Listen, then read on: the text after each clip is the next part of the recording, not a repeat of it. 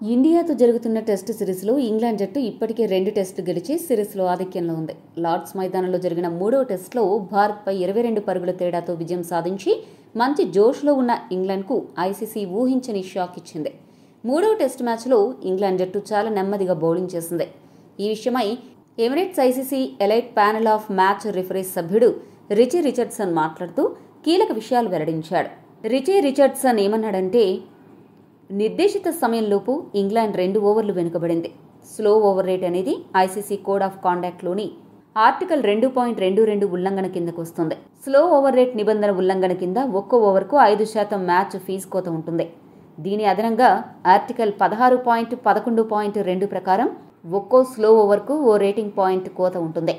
England captain Ben స్టోక్స్కు ఈ విషయం తెలిపాం. పైన చెప్పిన రూల్స్ ప్రకారం స్లో ఓవర్ రేట్తో బౌలింగ్ చేసినందుకు గాను ఇంగ్లాండ్ ఆటగాళ్ల మ్యాచ్ ఫీజులో 10% కోత విధించడంతో పాటు 2 వరల్డ్ టెస్ట్ ఛాంపియన్షిప్ పాయింట్లను కట్ చేయడం జరిగింది అని తెలిపాడు. ఐసీసీ విధించిన శిక్ష కారణంగా ఇంగ్లాండ్కి డబ్ల్యూటీసీ పాయింట్స్ టేబుల్లో కూడా ఎదురుదెబ్బ తగిలింది. 3వ టెస్టులో గెలవడంతో ఇంగ్లాండ్ జట్టు 24 పాయింట్లు సాధించి 66.67% విజయాలతో 2వ స్థానానికి చేరుకుంది.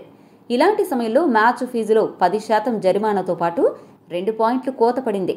దీంతో ఇంగ్లాండ్ 22 పాయింట్లకు పడిపోగా విజయాల పర్సెంటేజీ 61.11% పడిపోయింది. దీంతో 2వ స్థానం నుంచి 3వ ప్లేస్కు ఇంగ్లాండ్ దిగజారింది.